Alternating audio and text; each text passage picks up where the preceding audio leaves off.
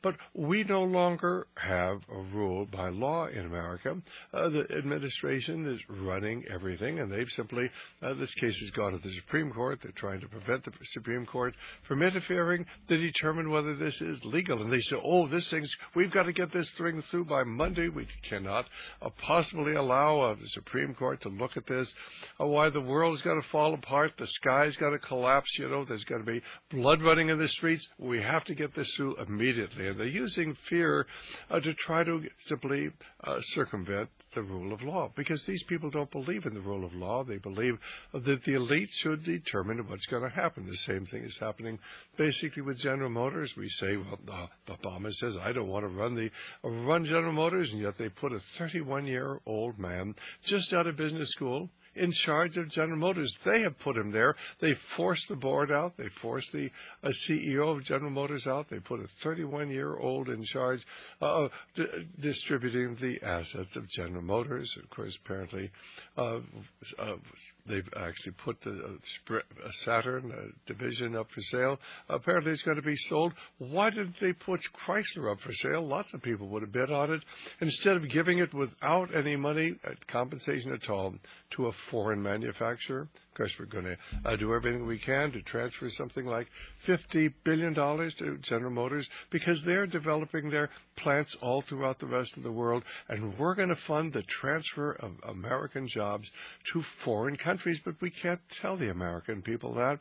We can't tell the American people that General Motors is making lots of money over in China. This is the best year they've ever had, where they have some 8 different plants in communist China and Russia and in their plants in Brazil, and they're doing very well there.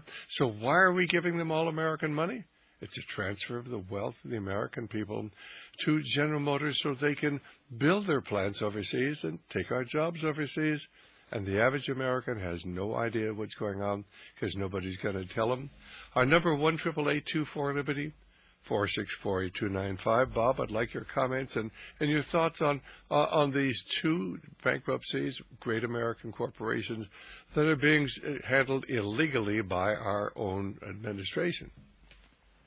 Well, you hit the nail on the head with Chrysler. It's a giveaway to Fiat and how they arbitrarily just gave the company away. And then at the same time, arbitrarily shut this deal down and let that dealer stay and that sort of thing. And I think that Chrysler should have been allowed to go bankrupt probably around 7 years ago. Daimler was stupid. They wouldn't do what they did, and they had to pay for it dearly. And I think perhaps there were a lot of politics to that.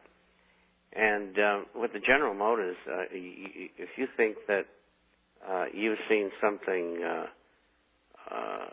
with Chrysler, GM's going to be a battle royal.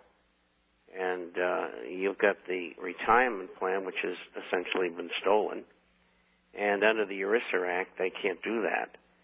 And so there's going to be a big fight over that. And then the bondholders are going to fight like the state of Indiana has in regard to the bonds. In normal bankruptcies, you have a key trustee, and he and others decide who's going to get what. And the first group pay the bondholders, and the second group is the note holders as well as the suppliers to that industry. And if there's any money left over, the attorneys steal it all. And they call it fees. But anyway, that's usually the way it works.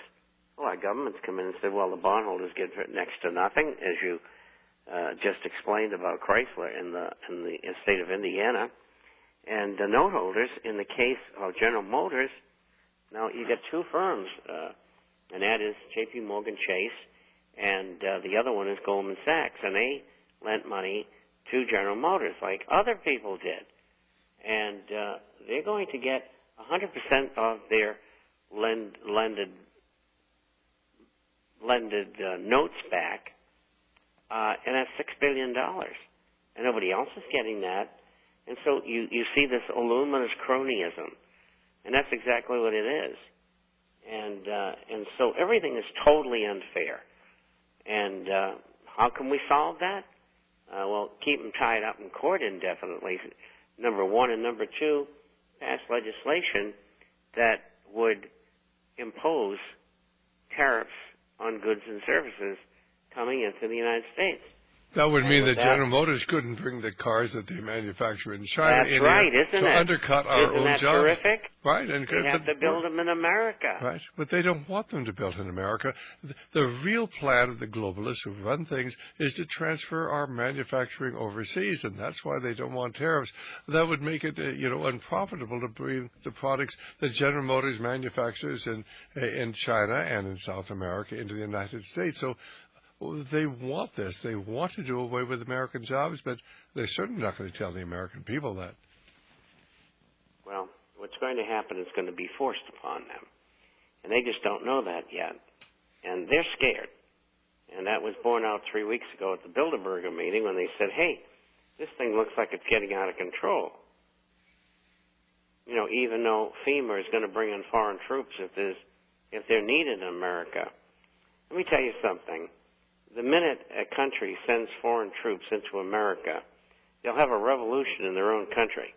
Because there's too many countries that don't like the kind of government that they got by rich people who keep on screwing them. And so, what is the answer to that? Well, if you send out 30,000 troops from Argentina, and we only have 10,000 left, well, maybe the government will get overthrown. And then, even if you send them, can you imagine the reaction of Americans who have 450 million weapons, 80 million people who have been trained for combat? Can you imagine the reaction that they're going to have when they see guys running around with blue helmets on? They're going to wipe them out. They don't stand a chance. Well, I'll tell you what, Bob. I hope you're right, but we saw what happened, in Katrina, where of course they engineered that whole episode as far as New Orleans was concerned, and then they brought in their Blackwater mercenary, professional mercenaries, and they had them going around door to door taking guns away from the people in New Orleans. We weren't allowed to send in the American forces.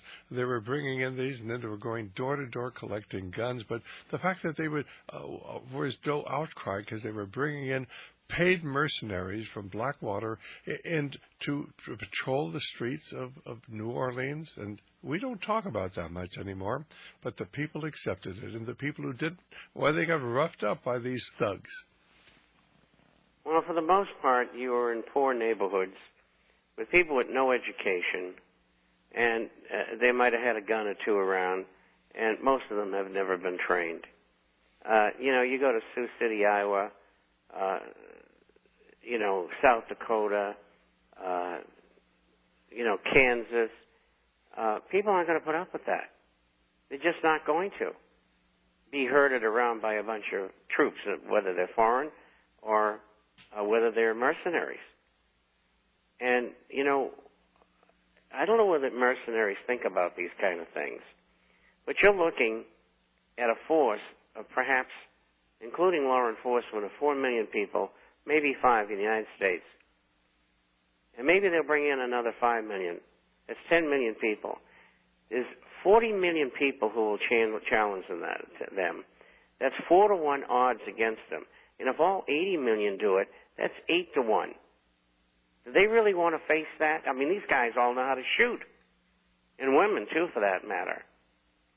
I don't think so. Well, I hope it never comes to that sort of thing, because certainly that's where it's headed, unless something happens. Well, my concern... And that's why I've spent 3 months on the radio pushing Ron Paul's campaign for 1207, the Federal Reserve Transparency Act of 2009, to get it passed, to stop the Fed, The Well, Fed is the nucleus of their power. Well, I think what people have to understand is that the Federal Reserve is a privately owned central bank. It's owned by the major banks, certainly J.P. Morgan, Chase, Goldman, Sachs, Citigroup. Certainly these major banks have owned the Federal Reserve System, which owns our government. The government doesn't determine financial policy. Congressmen and senators are simply there as figureheads.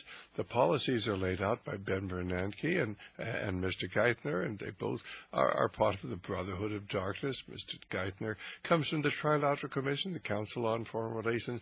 The Bilderbergers, the Group of 20, certainly was trained by Henry Kissinger. Henry Kissinger is the master Machiavelli behind all this, who wrote recently about the fact that the world had two choices, either the new international order or chaos, and they intend to create the chaos, so we'll accept the international order. And his protege, Timothy Geithner, is certainly one of the major architects of everything bad going on, not only in the Bush administration, but in the current administration.